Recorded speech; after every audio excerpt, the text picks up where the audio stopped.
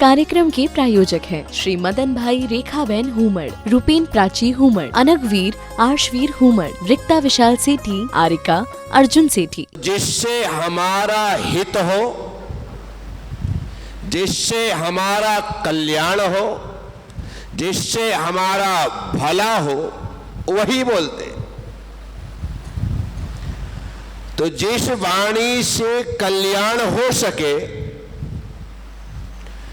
जिस वाणी से उद्धार हो सके, हे गुरुदेव वह वाणी सुनाइए। और वह वाणी है जिनवाणी। वह वाणी है, वह वाणी है, क्योंकि बिना जिनवाणी को सुने आज तक किसी का कल्याण नहीं हुआ। आचार्य पद्मनंदी स्वामी पद्मनंदी पंचविंशतिका में कहते हैं कि जिनवाणी का उपदेश देने वाले तीर्थंकर भगवान भी जिनवाणी को सुनकर के तीर्थंकर बने। क्या कहते हैं? जिनवाणी का अर्थात जिनके मुख से जिनवाणी खिरती है, वे तीर्थंकर भगवान भी जिनवाणी सुनकर के तीर्थंकर बने।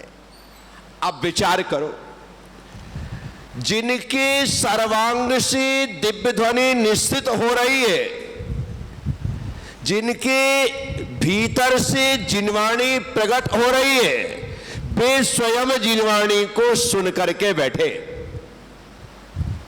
इसका मतलब है बिना जिनवाणी को सुने, समझे, पढ़े किसी का उद्धार हो ही नहीं सकता। हमारी रुचि जिनवाणी को सुनने में नहीं है, ये बात अलग। पढ़ने की नहीं है, ये बात अलग है। क्योंकि जब आपको सुनाया जाता है, जब आपको पढ़ाया जाता है, तो ज्यादातर लोग कहते हैं हमारे सिर के ऊपर से जा रही है। जाएगी ही क्यों? क्योंकि तुम इतने नीचे के लेवल में हो और बोलने वाला इतने ऊंचे लेवल में है कि वो ऊपर बोलता है, तुम्हारे ऊपर से चली जाती। अपने लेवल को बढ़ाओ, उसके लिए ये शिविर चल रहा है, ये पाठशालाएं चल रही है, ये स्वाध्याय की श्रृंखलाएं चलती है। ये क्या है? हमारे लेवल को बढ़ाने का तरीका। एक समय था जब हमें पहला भाग नहीं आता था, हमने पढ़ लिया, अगली बार दूसरा भाग पढ़ने लगे, लेवल बढ़ गया। तीसरा भाग पढ़ने लगे, लेवल बढ़ गया। चौथा भाग पढ़ने लगे, लेवल बढ़ गया। छह ढाला पढ़ने लगे, लेवल बढ़ गया। द्रव्य संग्रह जी पढ़ने लगे, लेवल बढ़ गया। रत्कर साबकाचार्य जी पढ़ने लगे, लेवल बढ़ गया। तत्वासुद्ध जी पढ़ने लगे, लेवल बढ़ गया। अब इतना लेवल बढ़ चुका है कि आपको किसी भी धर्म सभा में स्वाध्याय में बिठा दो, आपको सब समझ में आने लगा। तो लेवल बढ़ाना पड़ता है। लेवल। अब तुम कहो कि हम तो पढ़ने को राजी नहीं है, लेकिन हमें सब कुछ समझ में आना चाहिए, तो इम्पॉसिबल। क्या मृदुला? इम्पॉसिबल। इम्पॉसिबल को क्या करना है? पॉसिबल। और वो कौन करेगा? कौन करेगा? मैं लाख कोशिश करूं कि तुम्हारे समक्ष, तुम्हारे लिए जो असंभव है उसको संभव कर दूं, मैं नहीं कर सकता। आपको ही अपने असंभव का आ हटाना है। जैसे ही आ हटेगा, संभव हो जाएगा। अपने इम्पॉसिबल का इम हटाना है, क्या हो जाएगा?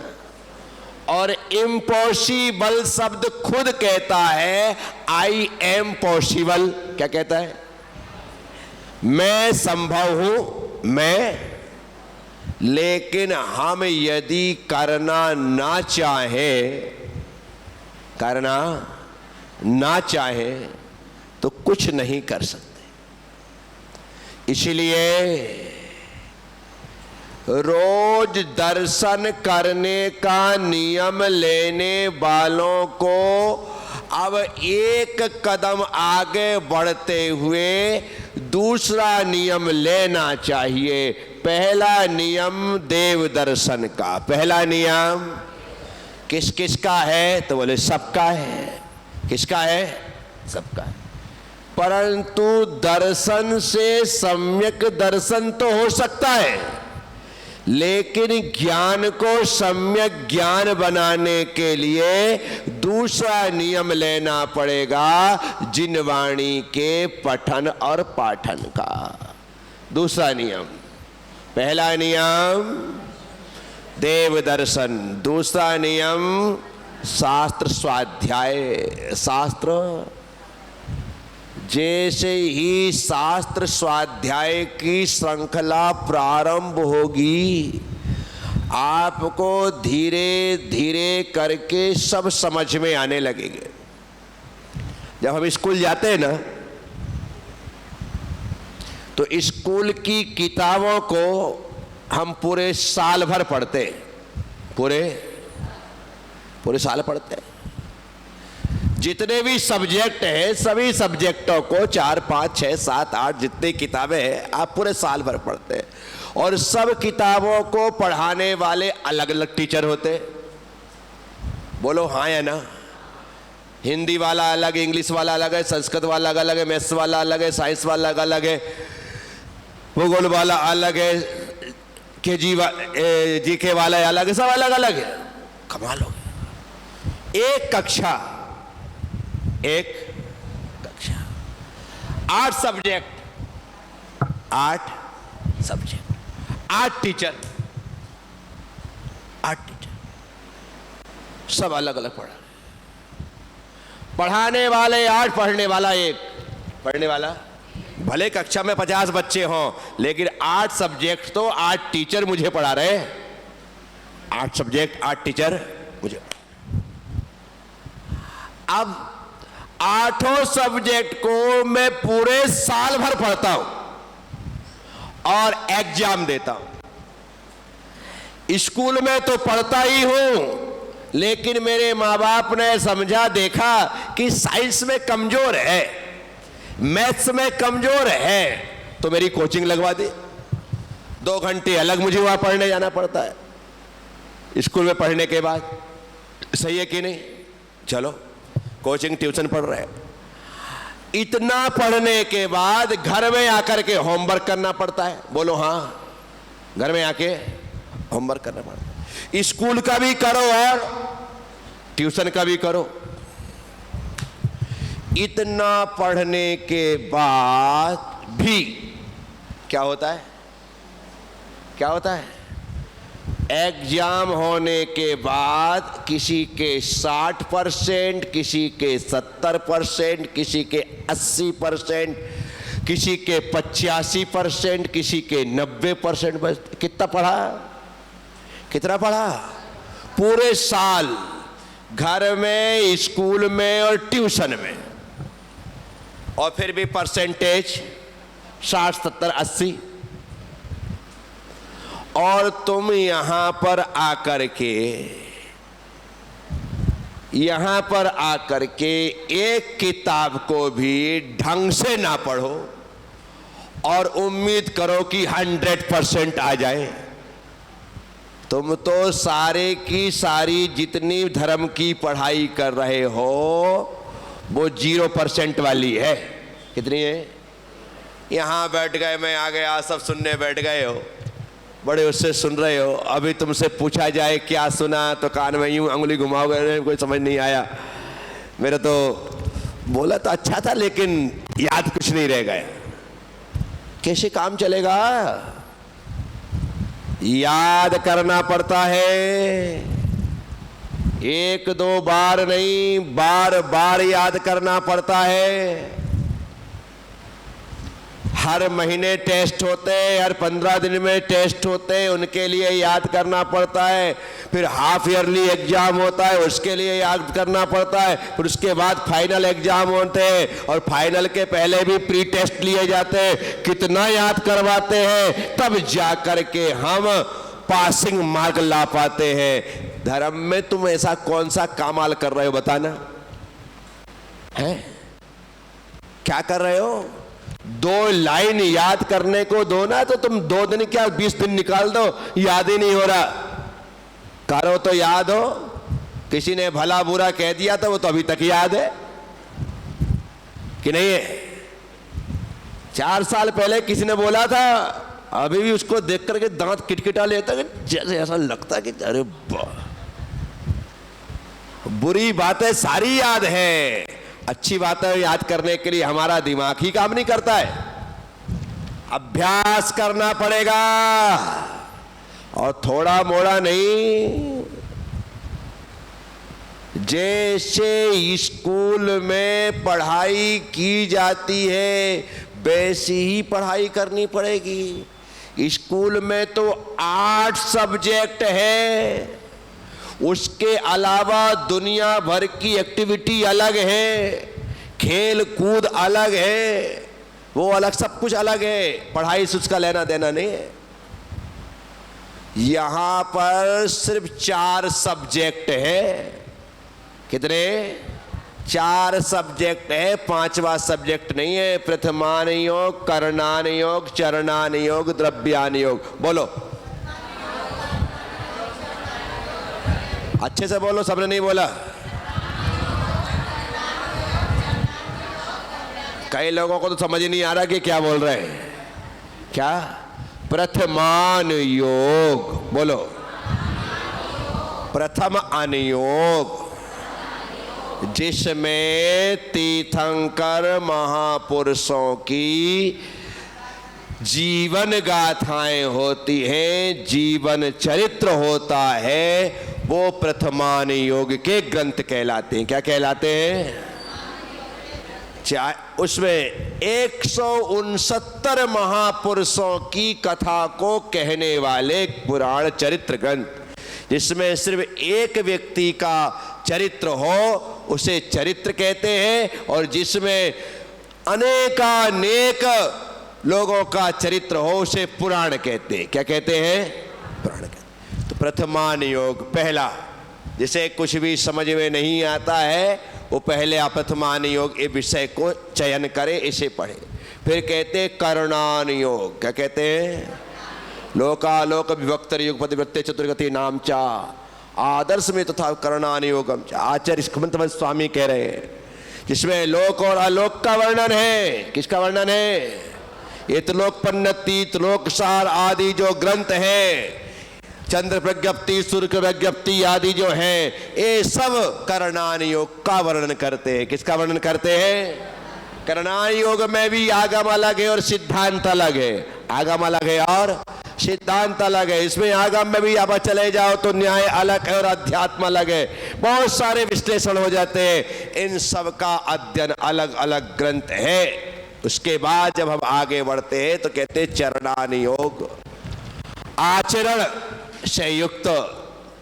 मुनियों का आचरण क्या हो, श्रावकों का आचरण क्या हो, इसको बताने वाले श्रावकाचार्य है और मूलाचार्य है। इन ग्रंथों का अध्ययन।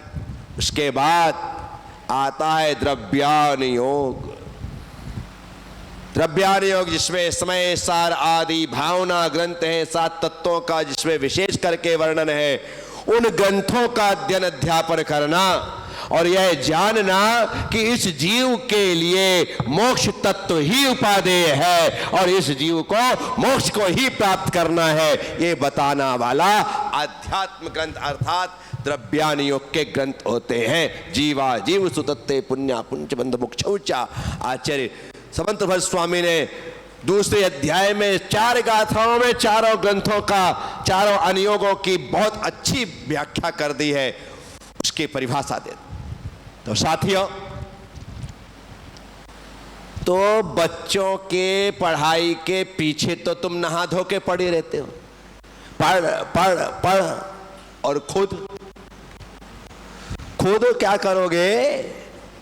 लौकिक शिक्षा जिसकी समाप्त हो जाए उसकी उसी दिन से धार्मिक शिक्षा प्रारंभ हो जानी चाहिए, उसी दिन से।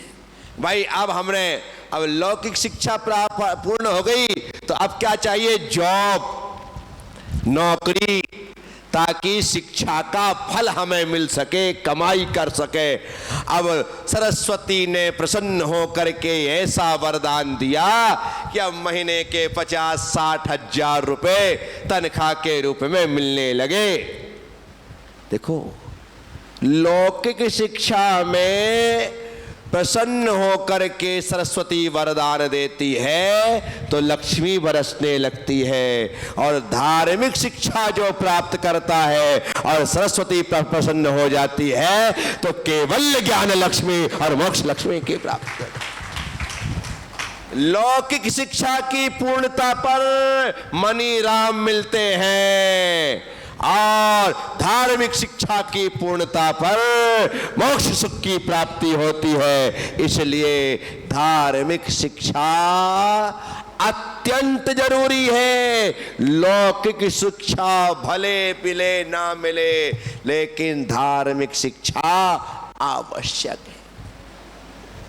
भैया जी आए शिविर लगाने के लिए। बच्चे तो मामा के यहाँ हैं, नाना के यहाँ हैं, कुछ यहाँ हैं तो भी यहाँ नहीं है।